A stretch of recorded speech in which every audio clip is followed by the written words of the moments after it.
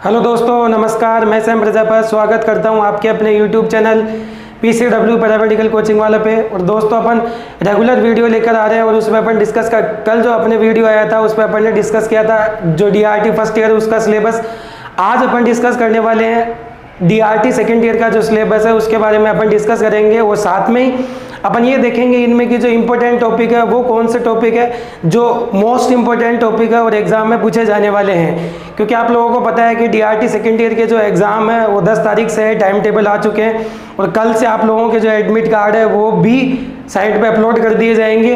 तो इसी वजह से आज अपन ये DRT सेकेंड ईयर का सिलेबस डिस्कस करते हैं और साथ के साथ में अपन जो इम्पोर्टेंट टॉपिक है उनके बारे में भी अपन बात करेंगे। देखते हैं अपन जो सिलेबस है वो क्या है, कितने कौन कौन से जो सब्जेक्ट है अपने वो है यहाँ पर और कितने मार्क्स का पेपर होता है वो अपन देखते हैं। तो syllabus diploma in radiation technology second year की अपन बात करते हैं।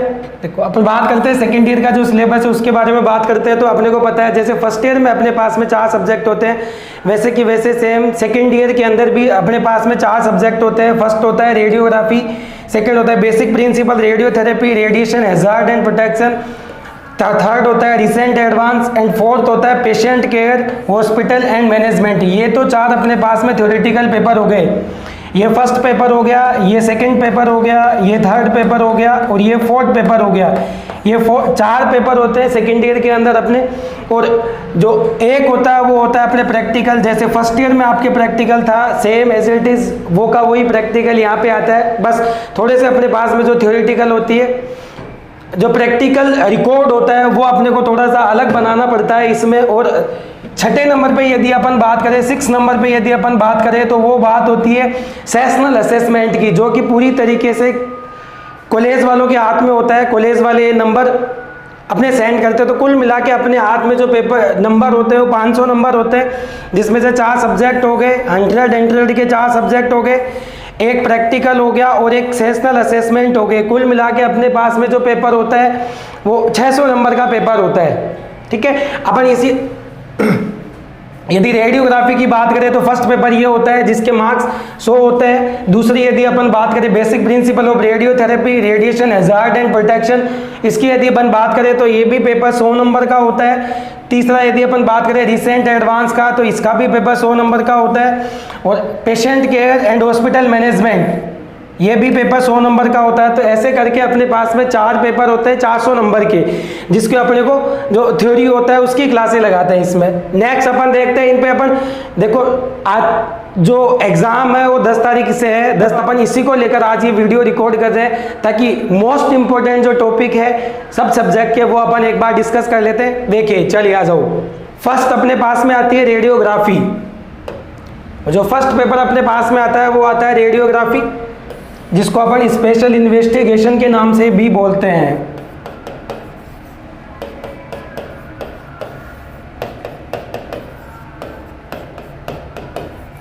जिसको अपन स्पेशल इन्वेस्टिगेशन के नाम से भी बोलते हैं। देखते हैं इस पे अपने कौन कौन से टॉपिक इंपॉर्टेंट है और कौन से ऐसे टॉपिक है जो एग्जाम में पूछे गए हैं और कौन से ऐसे टॉपिक है जो अपने से पूछे जा सकते हैं। देखिए साहब, सबसे पहले आता है ये special radiographic techniques applications use and contrast media. बच्चों, कॉन्ट्रास्ट मीडिया को आप हाईलाइट कर लीजिए यहाँ पर, क्योंकि कम से कम जब से RPMC एग्जाम लेने लगी है तब से हर बार कॉन्ट्रास्ट मीडिया का क्वेश्चन आता है, या तो शॉर्ट नोट्स में आता है या पूरा डिस्क्रिप्शन क्वेश्चन इस पर आता है। तो वेरी इंपॉर्टेंट पार्ट है ये कॉन्ट्रास्ट मीडिया। आप जब भी एग्जाम देने जाओ कॉन्ट्रास्ट मीडिया को प्लीज देख के जाना, पढ़ के जाना इसके बारे में। आगे यदि बात करें तो अपन एंजियोग्राफी और इन्वेस्टिगेशन ऑफ ब्लड रिलेटेड, ये जनरली अभी तक पहुंचा नहीं गया है क्योंकि इसमें मेनली ये जो सप्लाई ऑफ ब्रेन होती है तो सेरेब्रल एंजियोग्राफी अपन इसको बोलते हैं, सेरेब्रल एंजियोग्राफी। सेरेब्रल एंजियोग्राफी तो ये भी इतना इंपॉर्टेंट है नहीं, बाकी पूछा जा सकता है एग्जाम के अंदर सिलेबस में दे रखा है। बाकी जो अपन ने बता दिया कॉन्ट्रास्ट मीडिया वो बहुत इंपॉर्टेंट पार्ट है, इंपॉर्टेंट टॉपिक है। तो आगे अपन बात करते हैं वेंट्रिकुलोग्राफी एंजियोग्राफी। एंजियोग्राफी में 2 तरीके की एंजियोग्राफी आपके यहाँ, एक मैंने बता दिया आपको सेरिब्रल एंजियोग्राफी और दूसरी आती है अपने पास में कार्डियक एंजियोग्राफी। अगला यदि बात करें अपन तो GIT गैस्ट्रो इंटेस्टाइनल ट्रैक्ट, ये बच्चों पूछा जा सकता है। पूरा डिस्क्रिप्शन में 20 नंबर का क्वेश्चन यहाँ से बनता है और आरपीएमसी एक साल छोड़ के दूसरे साल इस क्वेश्चन को जरूर पूछती है। तो ये जरूर आप प्रिपेयर होके जाओ। इसमें 4 इन्वेस्टिगेशन आते हैं, आपने पढ़ रखा है, क्योंकि आप 10 तारीख से एग्जाम देना है तो नॉलेज आपके पास में पूरी होगी। लेकिन फिर भी मैं एक बार आपको रिकमेंड करता हूँ ये कि आप जीआईटी ट्रैक पूरा पढ़ के जाए, जिसमें बेरियम सोलो आ गया, बेरियम मील फॉलो थ्रो और बेरियम एनिमा, ये चारों के चारों चीज आप पढ़ के जाए। अगली बात करें पर बायोलॉजी ट्रैक्ट में देखो जो सबसे इंपॉर्टेंट पार्ट होता है वो होता है T tube cholangiography and second is ERCP. First होता है टी ट्यूब कोलेंजियोग्राफी, सेकंड होता है ईआरसीपी। ईआरसीपी का मतलब क्या होता है? Endoscopic retrograde cholangiography. Endoscopic retrograde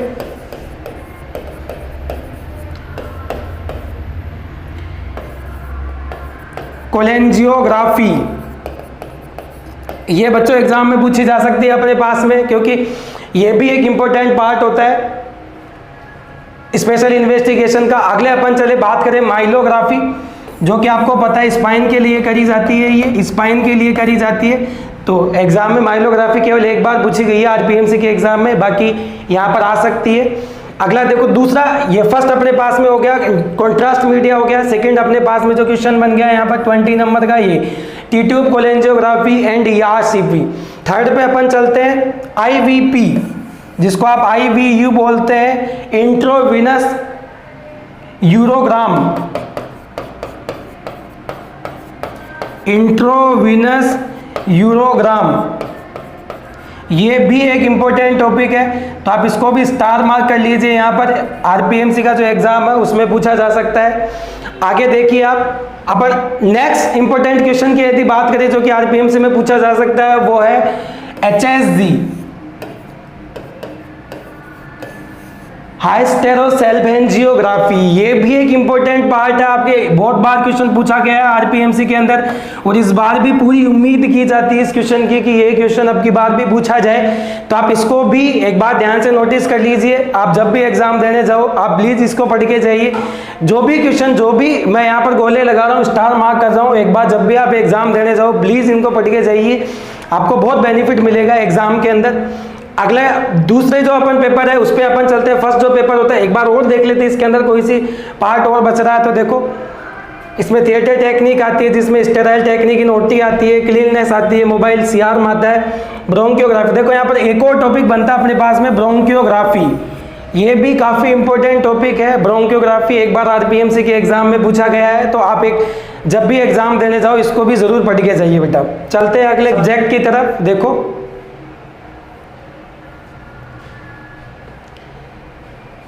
second अपने पास में जो पेपर आता है वो आता है basic principle of radiotherapy and radiation hazard and protection. ऐसे लगता है सर इसमें तो 3 बुक्स आ गई, 3 बुक्स नहीं है, ये केवल अपने पास में एक ही पेपर होता है, जो सेकंड पेपर होता है रेडियोथेरेपी के नाम से वो होता है। यहाँ पर से कौन कौन से टॉपिक इंपॉर्टेंट है वो अपन एक बार डिस्कस कर लेते हैं सेकंड पेपर में। देखिए जरा,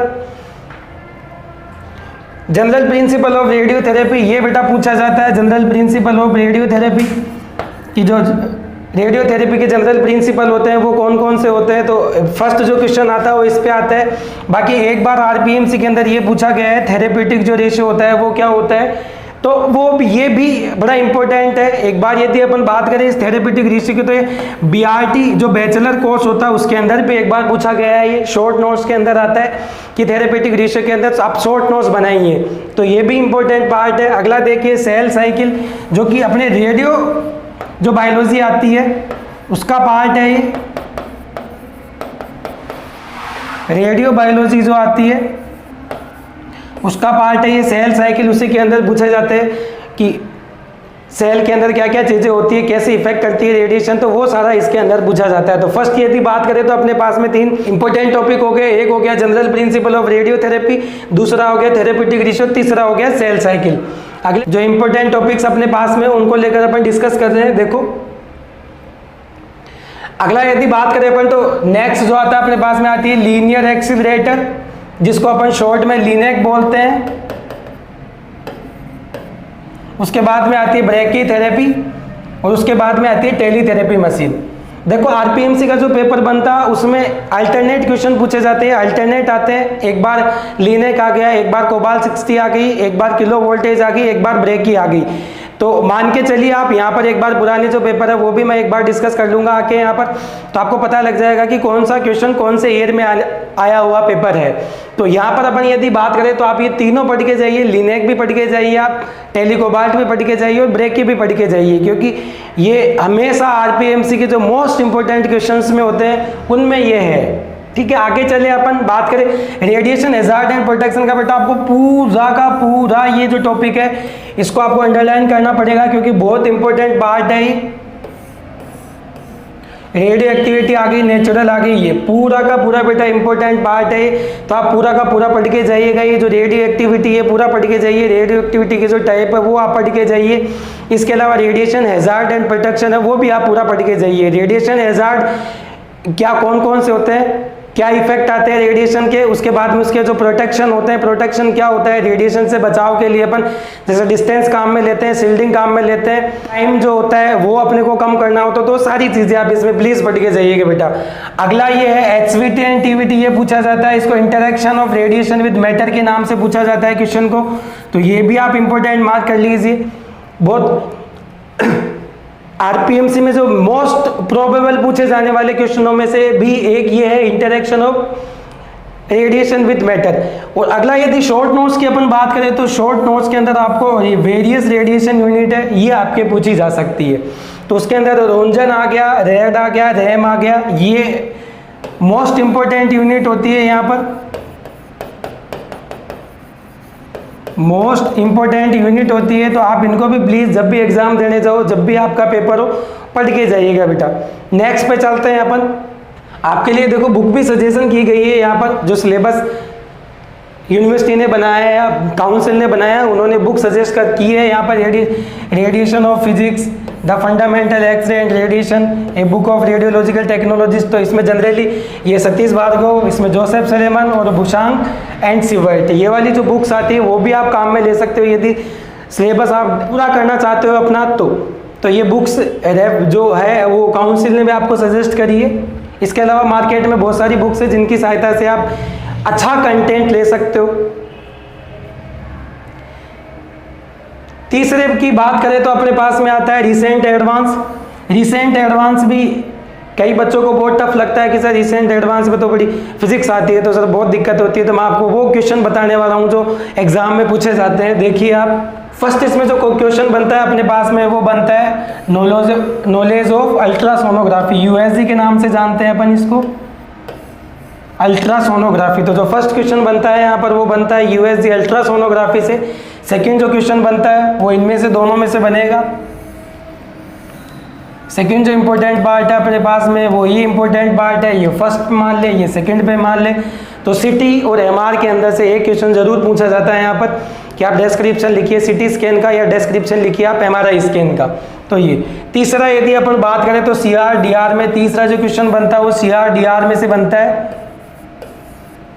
कौन सा इंपॉर्टेंट पार्ट है सीआर और डीआर में से? आप पुराने जो आपके पास में आरपीएमसी के पेपर रखे हुए हैं उनकी जगह यदि आप एनालिसिस करो तो आपको पता लगेगा कि ये क्वेश्चन अल्टरनेट पूछे जाते हैं। एक बार यदि सीआर पूछ लिया गया तो दूसरी बार डीआर पूछी गया है, यदि एक बार सिटी स्कैन पूछी गई है तो अगली बार एमआरआई पूछी गई है, तो ये अल्टरनेट क्रम में आते हैं। बाकी जो सिंगल क्वेश्चन अपना वेटेज रखते हैं उसमें एक आता है पैक्स, पिक्चर आर्चिविंग कम्युनिकेशन सिस्टम, फिर आता है मेमोग्राफी। छोटे छोटे टॉपिक है और मोस्ट इंपॉर्टेंट टॉपिक अपने पास में है जो इस बार पूछा ही जाएगा 100%, वो है PAT, positron emission tomography, positron emission tomography. तीसरे एडवांस के अंदर अपने पास में 4 से 5 क्वेश्चन हो गए। इनकी प्रिपरेशन आप प्लीज कर लीजिए तो आपका जो पेपर है वो आराम से क्लियर हो जाएगा। आपको पता है आप अपनी जो तैयारी है वो बेटर रखिए, क्योंकि आपको पता है जस्ट आपके एग्जाम के बाद में वैकेंसी आने वाली है, government vacancy.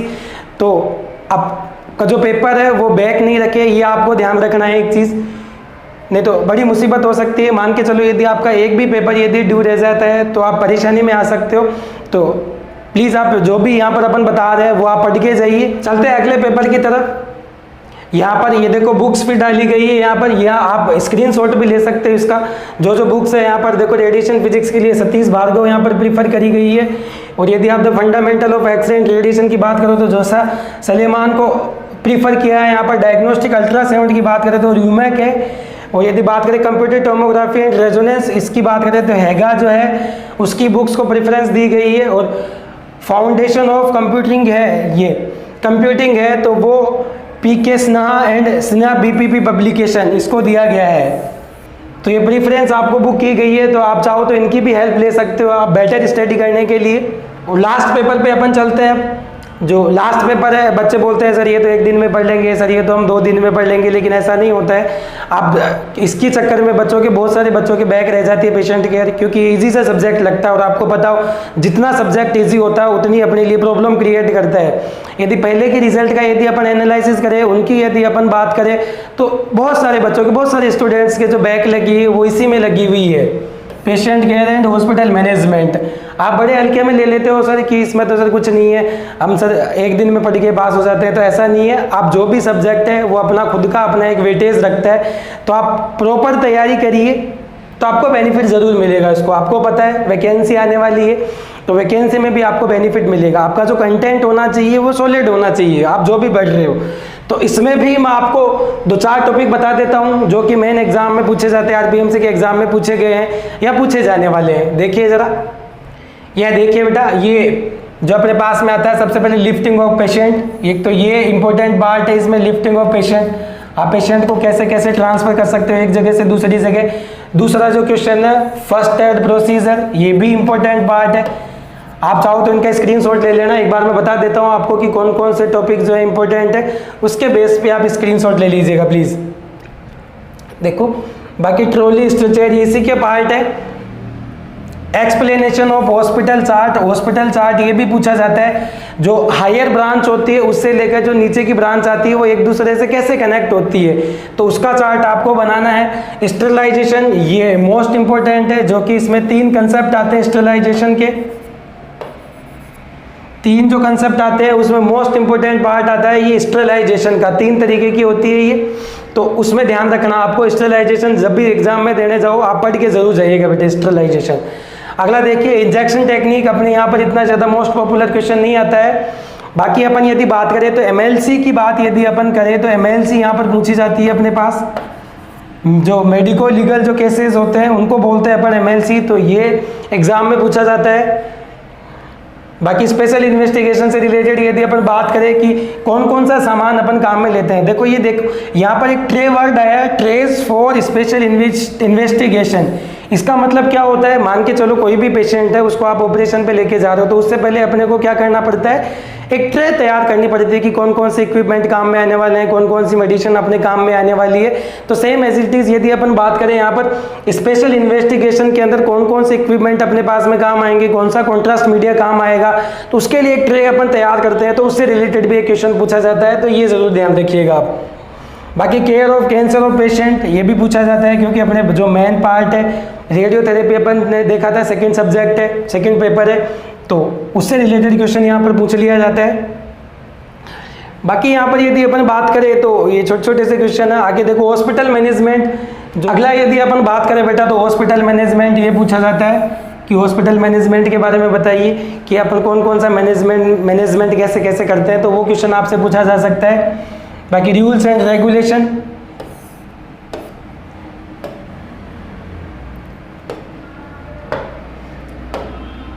Rules and regulation ये आपसे पूछा जा सकता है। बाकी देखो इसमें और कौन सा क्वेश्चन, ये quality control and quality acceptance ये भी आपसे पूछा जाता है, जिसको क्यूए एंड क्यूसी बोलते हैं अपन बेटा। क्यूए एंड क्यूसी के नाम से क्वेश्चन आता है ये, तो ये भी आपसे पूछा जा सकता है। बच्चे बहुत हल्के में लेके चलते हैं कि सर ऐसा क्वेश्चन थोड़ी आ सकता है, तो मोस्ट इंपॉर्टेंट पार्ट में मैं अंडरलाइन कर रहा हूँ बायोमेडिकल वेस्ट मैनेजमेंट। ये बड़ा इंपॉर्टेंट क्वेश्चन है, ये अपने 4th पेपर का, इसको BMW के नाम से अपन जानते हैं, BMW के नाम से अपन जानते हैं, तो आप इसको भी ज़रूर पढ़ के जाइएगा। और environmental impact of radiation, introduction of biomedical waste, types of biomedical waste, ये सारे आप पढ़ के जाइएगा बेटा, बहुत इंपॉर्टेंट पार्ट है। इस पेपर का। ये जो पार्ट है ये बड़ा इंपॉर्टेंट है और इसके अंदर रेफरेंस बुक दे रखी है, वो भी आपको दे रखी है नीचे। तो देखो अपन ने पूरा सिलेबस यहाँ पर डिस्कस कर लिया है। जो भी इंपॉर्टेंट पार्ट है, जो भी मैंने इंपॉर्टेंट चीज़ें बताई है वो एग्जाम को देखते हुए बताइए, क्योंकि अपने को पता है 10 तारीख से अपने को एग्जाम देनी है, तो आपको पता रहे कि कौन सा टॉपिक मेरे को जाते टाइम पढ़ के जाना है। तो जो भी यहाँ पर मैंने टॉपिक अंडरलाइन किए हैं उनको एक बार तुम लोग ज़रूर देख के जाना प्लीज़, जिससे कि आपको काफ़ी हेल्प मिलेगी एग्जाम देने में। आपको यही लगेगा कि अरे यार ये सर ने बताई थी, ये चीज़ वहाँ आ गई है वहाँ पर, ठीक है। तो अब ये सेकेंड ईयर का जो सिलेबस है अपन ने डिस्कस कर लिया, और अपने पास में इतना टाइम अब नहीं है कि ये अपन अब पूरा का पूरा सब्जेक्ट यहाँ पर डिस्कस करें, लेकिन ये मैं आपको गारंटी देता हूँ पूरा कि आगे के जो नेक्स्ट बैच चल रहे हैं उनके लिए ऑनलाइन प्लेटफॉर्म पे जो क्लास है वो जल्दी अवेलेबल हो जाएगी उनके लिए। तो अब ज़्यादा से ज़्यादा इस चैनल को शेयर करिए और लाइक करिए, सब्सक्राइब करिए, ताकि जो भी इन्फॉर्मेशन है पैरामेडिकल से रिलेटेड, चाहे वो RUHS से रिलेटेड हो, चाहे RPMC से रिलेटेड हो, वो आप तक पहुंच सके। Thank you and bye.